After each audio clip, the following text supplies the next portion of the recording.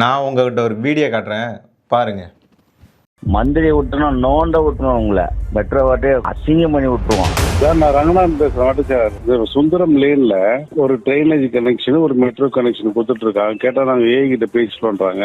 எந்த அடிப்படையில் லைன் கொடுக்குறீங்க? 10 மாசத்துக்கு முன்னாடி அப்ளை பண்ண சார். சரி எப்போனா பண்ணுங்க. நான் எனக்கு தெரியாதா, நான் தான் லைன் தான் நான் சுற்றி நிற்கிறேன். நானே கொஞ்சம் வேலையை நிறுத்த சொல்லுங்க. பாத்துங்க சார், இதெல்லாம் ரொம்ப தப்பு பண்றீங்க.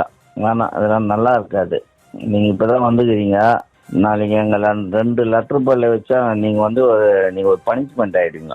என்ன முட்டாள்தனமான வேலை பண்ணிக்கிறீங்க. இப்போ ஆர்டரே இல்லை, என்ன வேலை பண்ணிக்கிறீங்க நீங்க? நான் கேட்குறேன், நீ புதுசாக வந்துட்டு உங்களுக்கு யார் சார் அவ்வளோ தைரியம் கொடுத்துட்டு? கவுன்சிலர் சொல்லிட்டு அவங்க சொல்லிட்டு என்ன வேணா பண்ணுறீங்களா? எப்படி அது மயில லைனே விட்டு அவங்க ரொம்ப மந்திரியை விட்டணும் நோண்ட விட்டுணும் உங்களை. நான் போறேன்டா மெட்ரோ வாட்டே அசிங்கம் பண்ணி விட்டுருவோம். என்னன்னு தெரியுதா? இந்த மிரட்டல் யாருக்குன்னு தெரியுதா? பிரியாணி கடையில் பாக்ஸிங் செஞ்சு அங்கே ஆரம்பித்த இந்த திமுக காரங்க இலவச பிரியாணிக்காக சாப்பிட்டதுக்கு காசு கொடுக்க மாட்டேன்னு பாக்ஸிங் பண்ண ஆரம்பித்த இந்த திமுக காரங்க இப்போது பிரியாணி கடையில் ஆரம்பித்து பொறியாளர்கிட்ட வந்து நிற்கிதுங்க. எதுக்காக தெரியுங்களா? லஞ்சம் கொடுக்கலையா. அந்த பகுதியை மக்கள், புரசைவாக்கம் பகுதி மக்களுக்கு குடிநீர் பைப்பு போட்டதில் மக்கள் லஞ்சம் கொடுக்கல அப்படின்னு சொல்லி யார் மிரட்டுறா தெரியுங்களா? திமுகவில் பெரிய பெரிய பொறுப்பில் இருக்கிறவங்கன்னு நினைக்காதீங்க. இவங்க வட்ட செயலாளர்கள், திமுக வட்ட செயலாளர்கள் இந்த மாதிரி மிரட்டியிருக்காங்க ஒரு பொறியாளரை.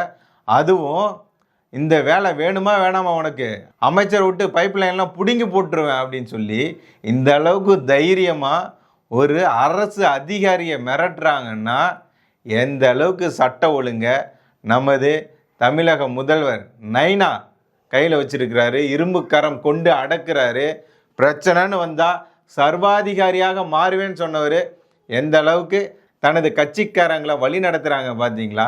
ஒருவேளை இந்த மாதிரி இருக்கிறவங்க தான் திமுகவில் தொண்டர்களாகவும் நிர்வாகியாகவும் இருக்க முடியுமா என்னன்னு தெரியல. இந்த வேர்ல்ட் ரெக்கார்டு, கின்னஸ் ரெக்கார்டெலாம் கொடுக்குறாங்கல்ல, தமிழக மக்கள் ஒவ்வொருவருக்கும் கொடுக்குறாங்க. ஏன் அப்படின்னா இந்த திமுக ஆட்சியில் நாங்களாம் இங்கே வாழ்ந்துட்டுருக்கோம்ல, அதற்கு பாராட்டி இந்த வேர்ல்ட் ரெக்கார்டு, கின்னஸ் ரெக்கார்டு இதெல்லாம் எங்களுக்கு கொடுக்கலாம். இந்த வீடியோவை பார்த்தீங்கன்னா இந்த அமைப்புகள்லாம் கொஞ்சம் பரிசீலனை பண்ணணும், எங்களுக்கு ஏதாவது அவார்டு கொடுக்கலாமா அப்படின்னு சொல்லி. இந்த சம்பவத்தை, இந்த வீடியோவை நீங்கள் பெரும்பாலும் தமிழக ஊடகத்தில் பார்த்துருக்கவே முடியாது. அப்படி நீங்கள் பார்த்துருந்தீங்க அப்படின்னா அது திமுக ஆதரவு ஊடகம் இல்லை, அதுதான் நடுநிலையான ஊடகம் அப்படின்றத தெரிஞ்சுக்கிங்க. இதை பார்க்கல அப்படின்னா, இதை ஒரு செய்தியாக கூட நீங்கள் பார்க்கல, தமிழக மெயின் ஸ்ட்ரீம் மீடியாவில் நீங்கள் பார்க்கல அப்படின்னா தெரிஞ்சுக்கோங்க, இது கோபாலபுர கொத்தடிமை ஊடகம். இது திமுக 200 ரூபாய் ஊப்பி நடத்தக்கூடிய ஊடகம் அப்படின்றத தெரிஞ்சுக்கோங்க. இந்த செய்தி வரல அப்படின்னா இந்த செய்தியை தமிழக பாஜக தலைவர் நயினா நாகேந்திரன் அவர்கள் தென்றல் மாதிரி தான் இருப்பேன் அப்படின்னு சொன்னார். அதற்காக எல்லா நேரமும் தென்றலாக இருக்க முடியாதுல்ல. பிரச்சனைன்னு வந்துருச்சுன்னா சுனாமியாக மாறிடுவேன் அப்படின்றத காட்டியிருக்கிறாரு. அப்பேற்பட்ட தென்றலாக இருந்தவர் இப்போது புயலாக மாறி இருக்கிறாரு. இந்த சம்பவத்தை கண்டித்து நயினா நாகேந்திரன் அவர்கள் என்ன சொல்லியிருக்கிறார் அப்படின்னா, கடமையை செய்யும் அதிகாரிகளை மிரட்டும் கமிஷன் மாடல் அரசு. நயினா சொல்லுவது உண்டு, இது திராவிட மாடல் அரசு, இந்தியாவிற்கே முன்மாதிரியான ஒரு மாநிலம், அப்படி நாங்கள் ஆட்சியை செஞ்சிட்டு இருக்கோம் அப்படின்னாரு. ஆனால் பாருங்கள், எதுலெல்லாம் முன்மாதிரி அப்படின்றது நம்ம பார்த்துட்டு இருக்கோம். இது திராவிட மாடல் அரசாங்கம் இல்லை, கமிஷன் மாடல் அரசாங்கம் அப்படின்றத சொல்லியிருக்கிறாரு. சென்னை புரசைவாக்கம் பகுதியில் மெட்ரோ வாட்டர் இணைப்பு பெற்ற குடியிருப்பாளர்களிடமிருந்து லஞ்சம் வராததால் உதவி பொறியாளருக்கு திமுக வட்ட செயலாளர்கள் 2 பகிரங்கமாக மிரட்டல் விடுக்கும் ஒளிப்பதிவு வெளியாகி உள்ளது அதிர்ச்சி அளிக்கிறது. அதிலும் வேலையை காப்பாற்றிக் கொள்ள வேண்டுமானால் இணைப்பை உடனடியாக துண்டிக்க வேண்டும் என அரசு பணியாளரை மிரட்டியுள்ளது மிகுந்த கண்டனத்திற்குரியது. மேலும் இணைப்பை துண்டிக்கவில்லை என்றால் அமைச்சரை வைத்து நோண்டி விடுவோம் என்றும், மெட்ரோ வாட்டரை நாசம் செய்து விடுவேன் என்றும் தரக்குறைவாக பகிரங்கமாக அச்சுறுத்துவது திமுகவினரின் ஒட்டுமொத்த அடாவடித்தனத்தையும் வெளிப்படுத்துகிறது அப்படின்னு சொல்லியிருக்கிறார். பார்த்தீங்களா? அந்த பைப் லைனுக்கு லஞ்சம் கொடுக்காததுனால நோண்டி போட்டுருவாங்களாம். உங்களோட அரசு வேலை வேணுமே நம்ம உனக்கு பதவியை காப்பாற்றிக்கணுன்னா உடனே இதெல்லாம் பண்ணு அப்படின்னு சொல்லி அமைச்சரை வச்சே நாங்கள் மிரட்டுவோம் நோண்டுவோம் அப்படின்னு சொல்லி சொல்கிறாங்கன்னா மக்கள் மேலே என்ன மாதிரியான ஒரு அக்கறை இல்லை? ஓட்டு போட்டு தேர்ந்தெடுத்த நமக்கு என்ன பண்ண முடியுமோ திமுக அதை சிறப்பாக பண்ணிகிட்டு இருக்காங்க. அதுவும் தேர்தல் நெருங்குதுங்க. இந்த சமயத்திலேயாவது நான் நல்லவன் வல்லவன்றதை காட்டிக்கணுமா இல்லையா? ஆனால் இந்த சமயத்துலேயும் இப்படி எனக்கு காசு தான் முக்கியம் அப்படின்னு சொல்லி திமுககாரங்களாம் விடாபுடியாக இருக்காங்க. எது எப்படியோ வரக்கூடிய தேர்தலையாவது நம்ம திருந்தணும். இல்லை அப்படின்னா தண்ணி கூட குடிக்க கிடைக்காது பார்த்துக்கோங்க. கர்நாடகாக்காரங்க கொடுக்கல அப்படின்றதெல்லாம் இல்லை, கழகத்துக்காரங்களே கொடுக்க மாட்டாங்க காசு கொடுக்கலன்னா. பார்த்துக்கோங்க மக்களே. அடுத்ததா, ஒரு புறம் மக்களுக்கு தேவையான எந்த ஒரு அடிப்படை வசதிகளையும் செய்யாமல் கோபாலபுரத்தின் புகழை மட்டும் பாடும் திமுக அமைச்சர்கள். ஆமாம், சேகர் பாபுன்னு ஒருத்தர் இருக்காருங்க, துரைமுருகன் ஒருத்தர் இருக்காரு. இவங்கெல்லாம் எந்த மாதிரியான ஆட்கள் தெரியுங்களா? எம்கே ஸ்டாலின் அவர்கள் போனார் அப்படின்னா அவரோட தந்தையார் அவரோட நினைவிடத்திற்கு போகும்போது செருப்பு எடுத்து காலில் கொடுப்பாங்க.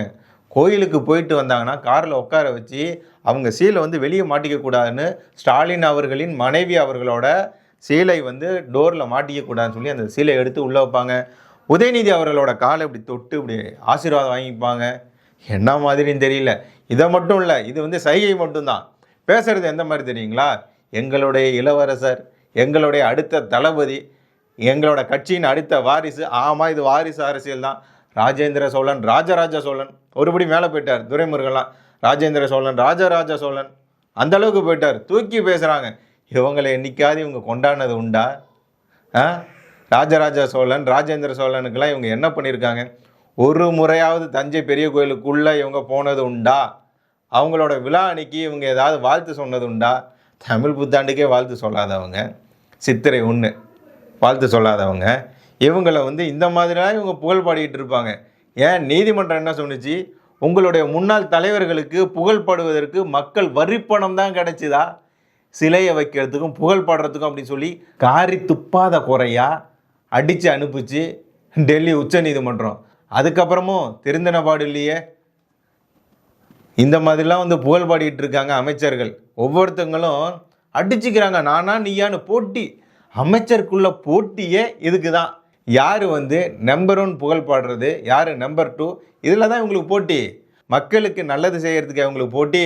ஓட்டு போடுற நம்ம தான் முடிவு பண்ணணும், நம்மளை ஆட்சி செய்கிறவங்க எந்த மாதிரியான ஒரு ஆட்கள் ஆட்சி செய்யணும் அப்படின்னு சொல்லி. எஸ்ஐஆர் ஃபார்மையே நம்மளால் ஃபில் பண்ண முடியாதுன்னு சொல்லி இவங்கெல்லாம் என்னென்னமோ பண்ணிகிட்டு இருக்காங்க. ஏங்க, தமிழ்நாட்டிலேருந்து ஒருத்தங்க தான் போய் கூகுளோட சிஇஓவாக இருக்காங்க. ரிஷி சுனக் யூகே லண்டனோட அதிபராக இருந்தவர், அவரும் ஒரு தமிழ் வம்சாவளியை சேர்ந்தவர் தான். சுந்தர் பிச்சை கூகுள் சிஇஓ தமிழகத்தை சேர்ந்தவர் தான். கமலா ஹாரிஸ் அவங்க யார்? தமிழ் வம்சாவளியை சேர்ந்தவங்க தான். நாசாவில் எடுத்தீங்கனாலும் ஆள் இருப்பாங்க, இஸ்ரோவில் எடுத்தாலும் ஆள் இருப்பாங்க தமிழர்கள். உலகையே கட்டி ஆண்ட வம்சங்க நம்ம வம்சம். இப்போவும் அதை நிரூபிச்சுக்கிட்டு இருக்கோம். ஆனால் இந்த திராவிட கட்சியை சேர்ந்தவங்க, திராவிட மாடல் ஆட்சி செய்கிறவங்களாம் நம்மளை எந்த அளவுக்கு எடை போடுறாங்க பார்த்தீங்களா? இந்த எஸ்ஏஆர் ஃபார்மை கூட நம்ம ஃபில் பண்ண முடியாதுன்னு அவங்க நினைக்கிறாங்க. வடக்கில் இருக்கிறவங்களே எதிர்க்கலைங்க, இந்தியாவே எதிர்க்கலை இதுக்கு. ஆனால் இந்த திமுக எதிர்க்குது அப்படின்னா அது கண்டிப்பாக நமக்கு தேவையான ஒன்று தான்றதை நமக்கு புரிஞ்சுக்கணுமா இல்லையா? திமுகவுக்கு எதெல்லாம் தேவையில்லையோ பிடிக்கலையோ அது கண்டிப்பாக நமக்கு தேவை, அத்தியாவசியம்.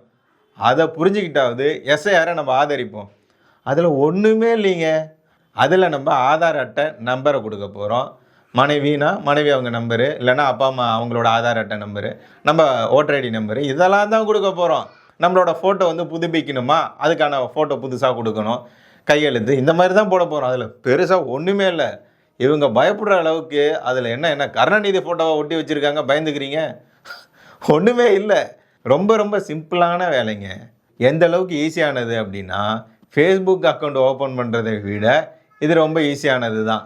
இதில் என்ன அப்படின்னா, இந்த எஸ்ஐஆரை எதிர்க்கிறாங்கல்ல அவங்களில் முக்கால்வாசி பேரை பாருங்களேன், அவங்க தேர்தல் அன்றைக்கி ஓட்டு போட மாட்டாங்க. அன்றைக்கி என்ன பண்ணிடுவாங்கன்னா அதை ஒரு டூராக எடுத்துவாங்க. இப்போ வெள்ளிக்கிழமை தான் இந்த தேர்தல்னு வச்சுக்கோங்களேன், வெள்ளி சனி ஞாயிறு 3 நாள் லீவு கிடச்சிதுப்பா அப்படின்னு சொல்லி கொடைக்கானல் ஊட்டி அப்படின்னு சொல்லி சுற்றுலா போயிடுவாங்க. இல்லைன்னா ஊருக்கே போகாமல் அவங்க எங்கே வேலை செஞ்சுட்டு இருக்காங்களோ அங்கேயே இருந்துப்பாங்க. அப்படிலாம் இருக்கிற இவங்க எஸ்ஆர் நமக்கு எதிராக இருக்குது அப்படின்னு சொல்லி திருப்பி விட்டுட்டு இருக்காங்க. இது யாருக்கு எதிராக இருக்குது அப்படின்னா, போலி ஓட்டு யாருக்கெல்லாம் அதிகம் கிடைச்சதோ, இறந்து போனவங்களோட ஓட்டரடியை வச்சு யாருக்கெல்லாம் ஓட்டு கிடைச்சிக்கிட்டு இருந்ததோ, இடம் மாறி போனவங்களோட ஓட்டை இங்கே வச்சு யாரெல்லாம் போட்டுக்கிட்டு இருந்தாங்களோ, இந்த மாதிரி போலி வாக்குகள்லாம் இருக்குல்ல, அது மூலியமாக வெற்றி பெற்ற சில நபர்கள் உண்டு. அது உங்களுக்கு தெரியும். அவங்களுக்கெல்லாம் தான் ஆபத்து. அவங்கெல்லாம் ஜெயிக்க மாட்டோன்ற பயத்தில் தான் உளறிட்டு இருப்பாங்க. மடியில் கனம் இல்லைன்னா வழியில் எதுக்கு பயம்? எஸ்ஆர் எது வேணாலும் கொண்டுட்டு வந்துட்டு போகட்டுமே, ஒன்றும் இல்லைங்க. இவங்க எதிர்க்கிறதுனால எஸ்ஆர் இங்கே நின்றுச்சா? நிற்க போகிறதில்ல, அது வரதான் போகுது. அதனால் என்ன நடக்க போகுதுன்றத நம்ம பார்க்க தானே போகிறோம். இவிஎம் மிஷின் இருக்குல்ல, அதை ஹேக் பண்ணுறாங்க. அதனால தான் பாஜக ஜெயிக்குது அப்படின்னாங்க திமுக காரங்க. அப்படின்னா கடந்த 2 தேர்தலில் எப்படி திமுக ஜெயிச்சுது? அப்போ நீங்கள் அதை பண்ணீங்களா? ஒத்துக்கிறீங்கல்ல, இவிஎம் மிஷினை ஹேக் பண்ண யாராலையும் முடியாது. தேர்தல் ஆணையமே சொன்னிச்சு, யாராவது ஹேக் பண்ண முடியும்னா வந்து பண்ணி காட்டுங்க, உங்களுக்கு 1 கோடி ரூபாய் என்னமோ பரிசுலாம் அறிவிச்சாங்க, முடிஞ்சால் வந்து ஹேக் பண்ணி காட்டுங்கன்னு. ஒருத்தரால் கூட பண்ண முடியல, பண்ண முடியாது.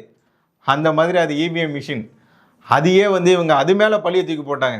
ஏதாவது நடந்துனா மேலே இருக்கிறோம் பார்த்துக்கோன்ற மாதிரி, எது இங்கே நடந்ததுனாலும் எந்த ஒரு பிரச்சனை வந்தாலும் மத்திய அரசு மேலே பழிய தூக்கி போட்டு போயிட்டே இருப்பாங்க. ஆதார் அட்டை கொண்டு வரும்போது கூட இதெல்லாம் நமக்கு தேவையில்லை அப்படின்னாங்க. இப்போ அது வந்ததுக்கப்புறம் எந்த அளவுக்கு நமக்கு ஈஸியாக இருக்குது, நல்லதாக இருக்குது, தேவைப்படுது அப்படின்றது நமக்கு புரியுதில்ல. உடனே சிஏஏ கொண்டு வந்தால் எதிர்ப்பாங்க, எது கொண்டு வந்தாலும் எதிர்ப்பாங்க. அதனால் உண்மையான இந்தியர்களுக்கு, நியாயமாக நடக்கிறவனுக்கு, தர்மத்தின் வழியில் நடக்கிறவனுக்கு எந்த ஒரு பிரச்சனையும் இல்லைங்க. இவங்க இப்படி தான் பயம் காட்டிக்கிட்டே இருப்பாங்க. எஸ்ஆர் ஃபார்ம்லாம் ஃபில் பண்ணி எல்லாமே முடிய போகுது, இன்னும் இவங்க கத்திக்கிட்டே இருப்பாங்க.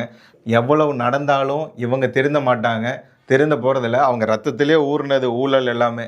அதனால் நம்மளாவது மாறிக்குவோம், மாற்றுவோம் வரக்கூடிய தேர்தலில். அடுத்ததாக அவர் என்ன சொல்லியிருக்கார், நயினார் என்ன சொல்லியிருக்கிறார் அப்படின்னா, ஒருபுறம் மக்களுக்கு தேவையான எந்த ஒரு அடிப்படை வசதிகளையும் செய்யாமல் கோபாலபுரத்தின் புகழை மட்டும் பாடும் திமுக அமைச்சர்கள், மறுபுறம் தன் கடமையை சரிவர செய்யும் அரசு பணியாளர்களை அச்சுறுத்தி பணியை நிறுத்தி லஞ்சம், கமிஷன் என மக்களின் பணத்தை ஒட்டுண்ணியாக உறிஞ்ச திட்டமிடும் திமுக உடன்பிறப்புகள் இப்படி ஓரணியில் திரண்டு தமிழகத்தை சுரண்டி கொள்ளையடிக்கும் திமுகவினர் நம் அனைவருக்கும் ஆபத்து. கேட்டுச்சா? நல்லா கேட்டுக்கோங்க. லஞ்சம், கமிஷன் என மக்களின் பணத்தை ஒட்டுணியாக உறிஞ்ச திட்டமிடும் திமுக உடன்பிறப்புகள் இப்படி ஓரணியில் திரண்டு தமிழகத்தை சுரண்டி கொள்ளையடிக்கும் திமுகவினர் நம் அனைவருக்கும் ஆபத்து அப்படின்னு சொல்லியிருக்கிறாரு. உண்மைதானே? இந்த சம்பவத்தில் கடைசியாக ஒன்று சொல்லிக்கிறேங்க. தேன் அழிக்கிறவன் புறங்க நக்காமியாக இருப்பான் அப்படின்னு சொல்லி ஒருத்தர் சொல்லியிருந்தார். அதுதான் ஞாபகத்துக்கு வருது. ஆனால் எது எப்படியோ, வரக்கூடிய 2026 சட்டமன்ற தேர்தல்ன்றது பீகாரில் பாஜக அதோட கூட்டணி எப்படி ஒரு மாபெரும் வரலாற்று வெற்றியை பெற்றதோ அது தமிழகத்திலும் எதிரொலிக்கும். நான் சொல்லலை, பாரத பிரதமர் நரேந்திர மோடி அவர்கள், அமித்ஷா அவர்கள் சொல்லியிருந்தார். அவங்களோட பார்வை, டெல்லியோட பார்வை, தேசிய பாஜகவின் பார்வை தமிழகத்தில் விழ ஆரம்பிச்சிருச்சு. பீகார் தேர்தலில் பாஜக வெற்றி பெற்ற பிறகு மோடி அவர்கள் துண்டெடுத்து சுற்றி காட்டினார் அந்த வெற்றியை. அதே மாதிரி அதற்கு அடுத்தபடியாக அந்த வெற்றி பெற்ற உடன் தமிழகத்துக்கு தான் வந்தார், கோவைக்கு வந்திருந்தார். அப்போ அதே மாதிரி துண்டெடுத்து சுற்றி காட்டினார், சிம்பாலிக்காக சுற்றி காட்டினார். எதுக்குன்னு புரியுதா? தமிழகத்துலேயும் நாங்கள் ஆட்சி அமைக்க போகிறோம், எங்கள் கூட்டணி ஆட்சி அமைக்க போகுது அப்படின்றத அவர் சொல்ல வரார். அந்த வெற்றி என்பது பாஜக கூட்டணியின் வெற்றி என்பது அவங்களுக்கு கிடைச்ச வெற்றி இல்லை, நமக்கு கிடைச்ச வெற்றி. நமக்கு கிடைக்க போகிற விடிவு காலமே அதான், விடியலே அதான். விடியலாட்சி நாங்கள் விடிஞ்சதுனா என்ன நடக்குமோன்னு ஸ்டாலின் அவர்கள் சொன்னார். ஒவ்வொரு நைட்டும் தூங்கி எழுந்திரிச்சோமா அடுத்த நாள் என்ன நடக்குமோன்ற பயத்திலேயே எழுந்திரிக்கிறதா இருக்குது. நம்மவர்கள் என்ன செஞ்சு வச்சுருப்பாங்கன்ற பயத்திலேயே இருக்கேன். அதே மாதிரி தான் தமிழக மக்களே இருக்காங்க. இந்த விடியல் ஆட்சியில் விடிஞ்சாலும் பயமாக இருக்குது, விடியலைனாலும் பயமாக இருக்குது.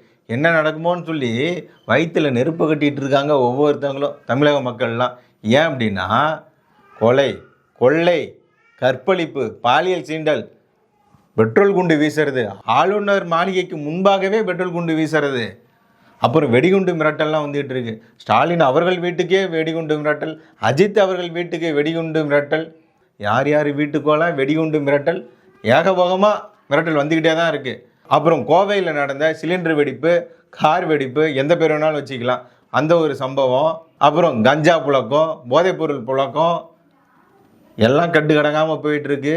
அதிலிருந்து நம்மளை காப்பாற்றிக்கணும், நம்மளோட குடும்பத்தை காப்பாற்றிக்கணும், நம்ம நாட்டை காப்பாற்றணும் அப்படின்னா வரக்கூடிய 2026 தேர்தல் தான் நமக்கு கிடைத்திருக்கக்கூடிய மாபெரும் ஆயுதம், பிரம்மாஸ்திரமே அதான்.